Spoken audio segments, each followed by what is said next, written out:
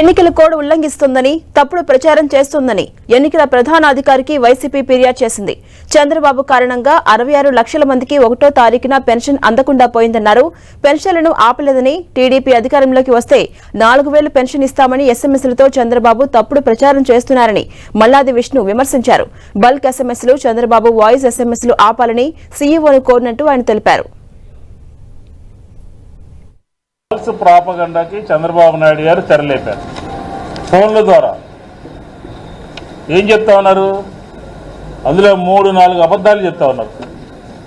YSR Congress party పెన్షన్దారులకి ద్రోహం చేసిందని, పెన్షన్దారులకి ఇంటింటికి ఇమ్మన్నాము, మేము ఆపద్దని చెప్పలేదని, ఎవరైనా సరే పెన్షన్లు రాకపోతే మేము అధికారంలోకి వస్తే 3 నెలలు కలిపి పెన్షన్ 4000 రూపాయలు ఇస్తామని చెప్పని, ఎవరిని మోసం చేద్దామని చెప్పని, ఎవరిని దగా చేద్దామని చెప్పని ఈ రాష్ట్రంలో ప్రజలకి నీ నైజం, చంద్రబాబు నాయుడు యొక్క ఆలోచన విధానము, చంద్రబాబు నాయుడు యొక్క నైజము తెలియదు ఎవరికి అని చెప్పి ఈ సందర్భంగా అడుగుతా ఉన్నాం. దాన్నే ఈరోజు ఎన్నికల కమిషన్కి వైఎస్ఆర్ కాంగ్రెస్ పార్టీ బృందం అంతా కూడా వెళ్ళి నీ నైజాన్ని, నువ్వు చేసినటువంటి ద్రోహాన్ని, నువ్వు చేసినటువంటి దుష్ప్రచారాన్ని ఈరోజు ఎన్నికల కమిషన్కి చెప్పాం.